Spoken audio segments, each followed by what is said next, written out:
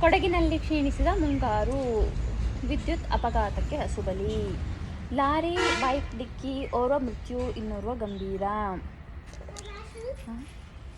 ಕೊಡಗಿನ ಕಾಫಿ ತೋಟಗಳಲ್ಲಿ ಕಂಡುಬಂದ ಚಿರತೆ, ಸಾರ್ವಜನಿಕರಲ್ಲಿ ಭಯದ ವಾತಾವರಣ.